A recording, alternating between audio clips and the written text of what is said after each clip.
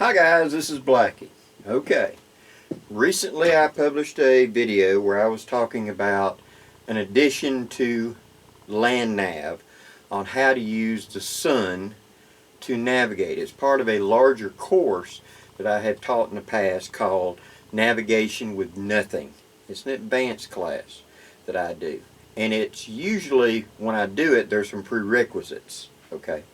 But so many of you have asked, do the refresher course because I'd mentioned it earlier, and we would like to see this. So I'm going to do it as a course in this. It's probably going to be broken up into a 2 or 3 parter because it is such a big in-depth. Now none of these thoughts are difficult, but as someone said in a movie that I liked one time, you already have the facts. You just need a story to tie it all together, okay?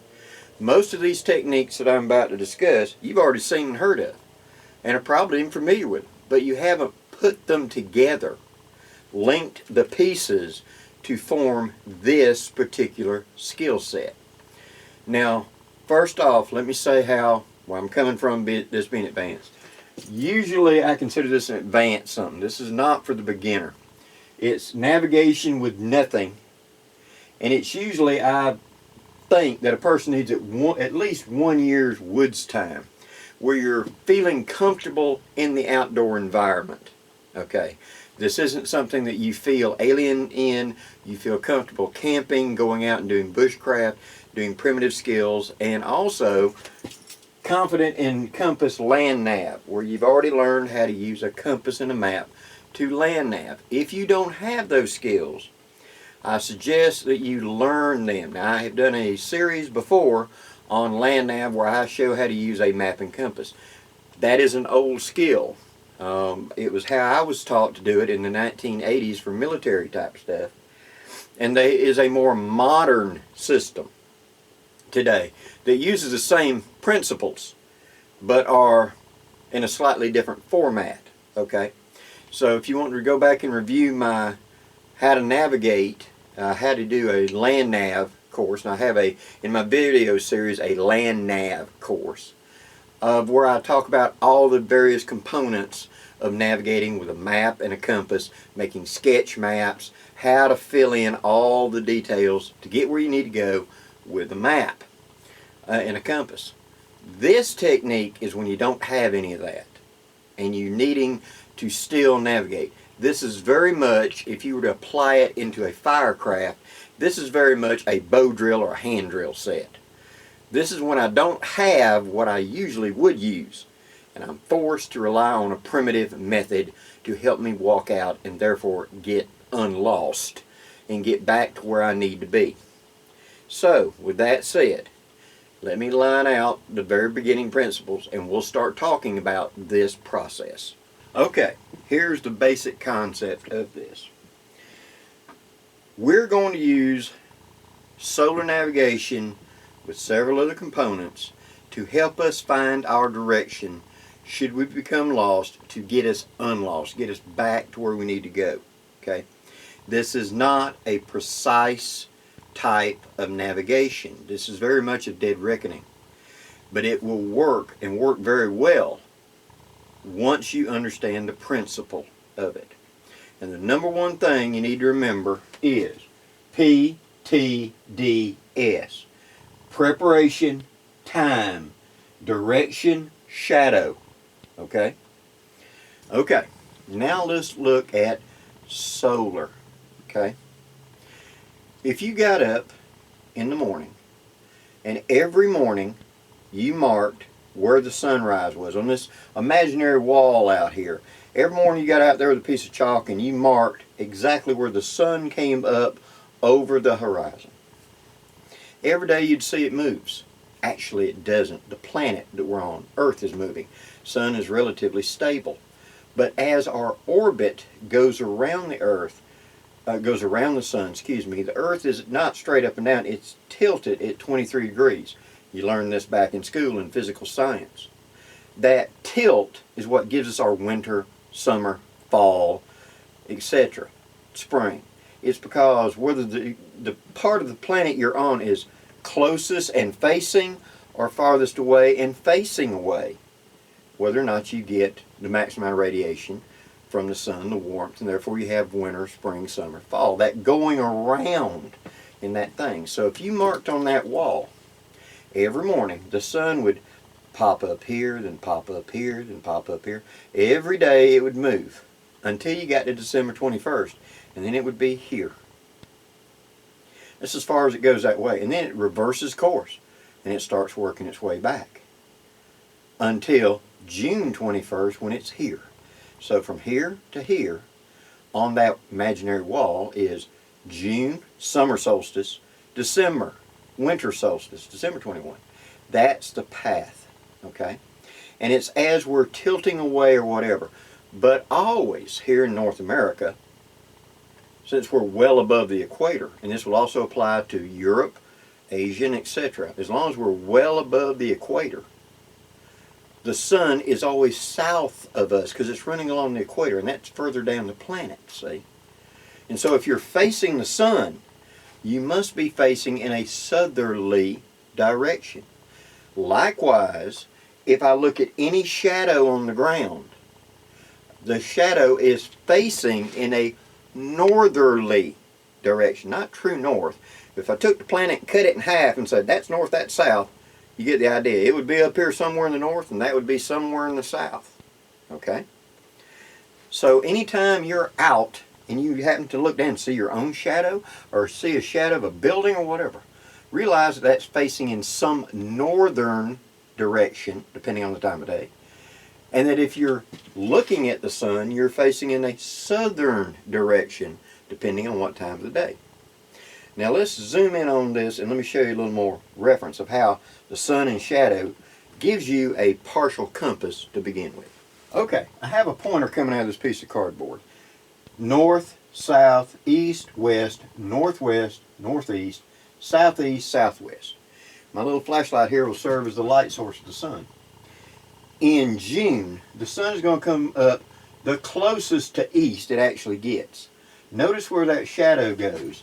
The shadow goes just above west because the sun will be just below true east. As the day progresses, it will progress around. Now at noon local time, the sun should be due south of you and shadow should be going due north of you. As the day progresses, it will go this way until right at sundown, the sun will be just below west and the shadow will be just above east. We call it east-northeast. In the summer, okay? In winter, it's slightly different because the sun is further down. It's actually below the equator to us.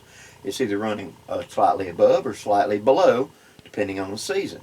Well, in our winter here in North America, it's actually below the equator. So it's on the other side of that horizon, so to speak. So now, in the winter, when the sun comes up, it'll actually come up closer to southeast. So now my shadow would run closer to northwest. At noon, it would still be, the sun would still be due south, and the shadow would still be pointing due north. At sundown, the sun would be in the southwest, and the shadow would be facing northeast. Okay?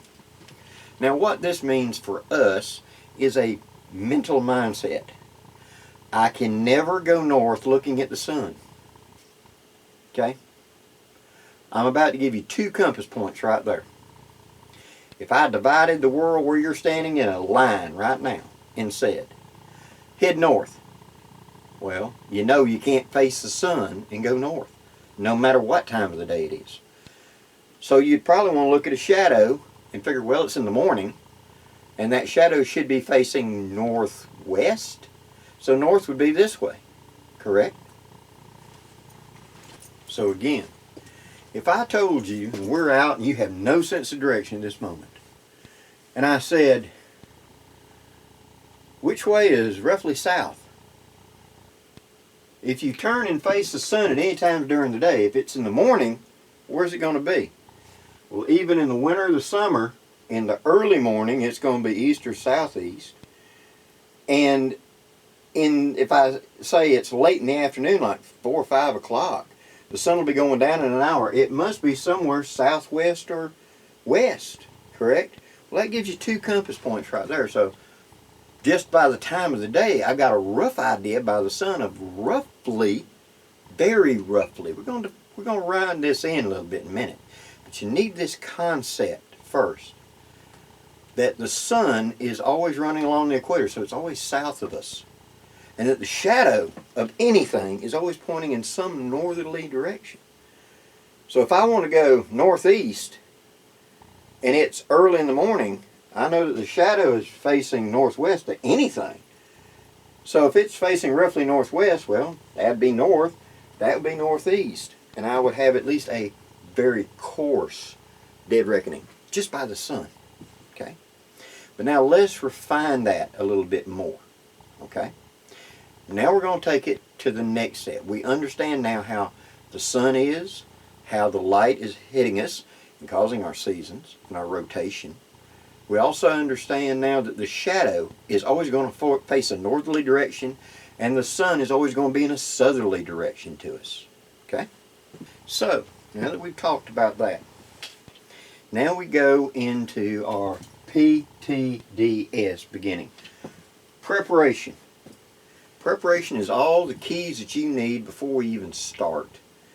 If you've got these keys laid out in front of you, of A, knowing what the solar condition is, like I just said, if it's going to be a shadow, it's got to be north something, and if it's the sun, it's south something.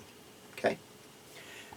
I also need to know the basic concept of I will always be facing a direction at any given time. I know that sounds stupid, but some people begin to think that the directions are almost like mythical creatures, like a dragon or something out there. You're always facing some direction. So if I say, which way is east, you only need a reference point to find it, correct? We're going to get to that in just a moment.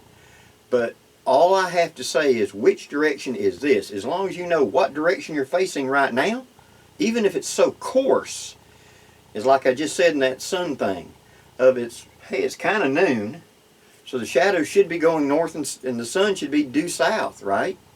So if I say, which way is east? Well, it's 12 o'clock. The shadow is hitting north. If that's north, that's got to be east. You see? You can get rough calculations.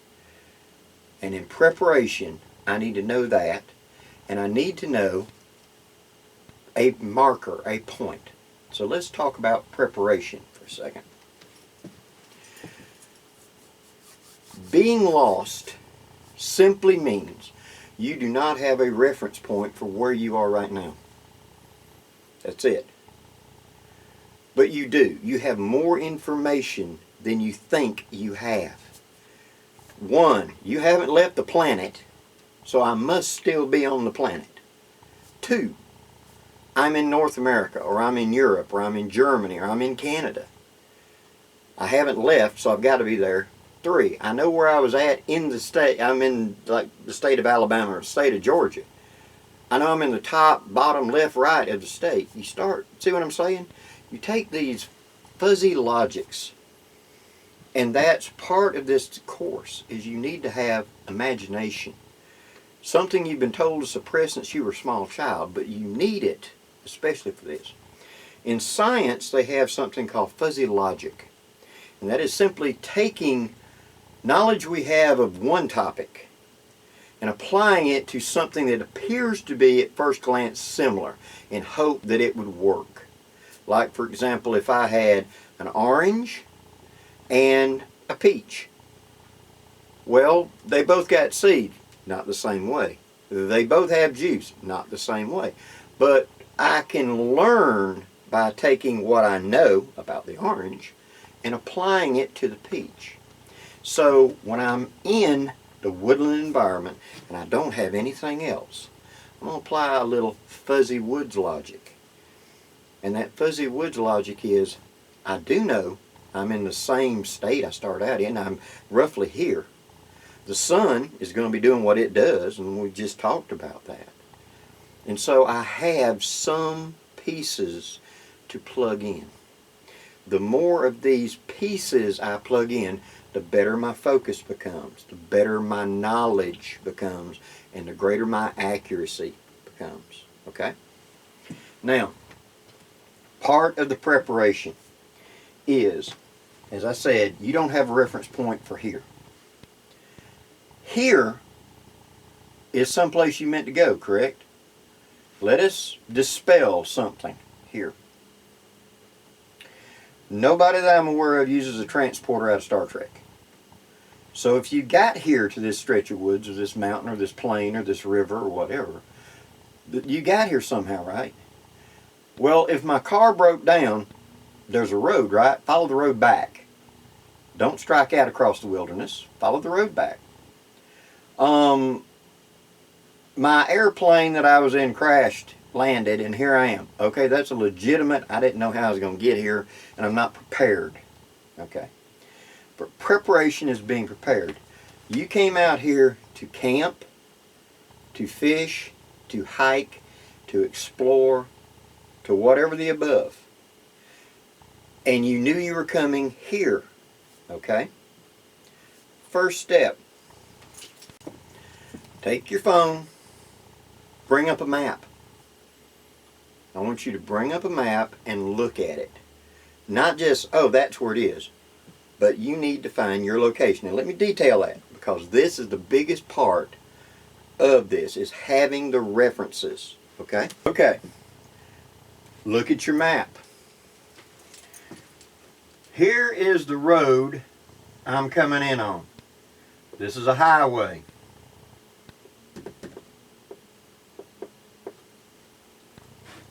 We'll say that this is Highway 47.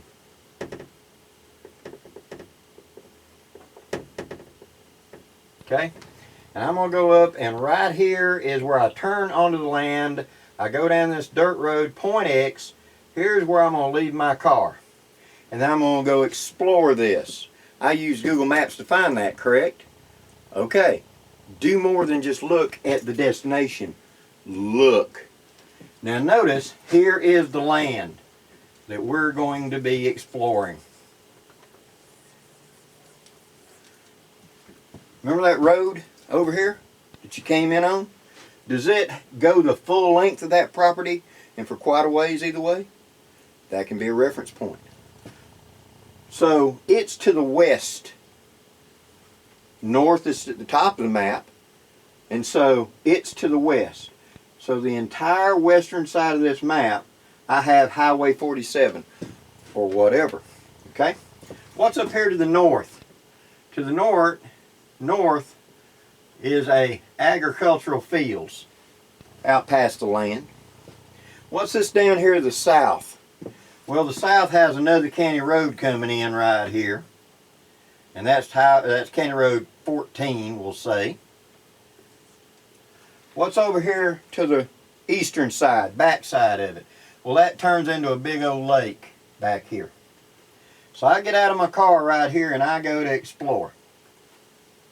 Before I ever leave, when I'm looking at my phone map, my preparation must be one rock solid navigation point that if it all goes bad, that's where I want to go.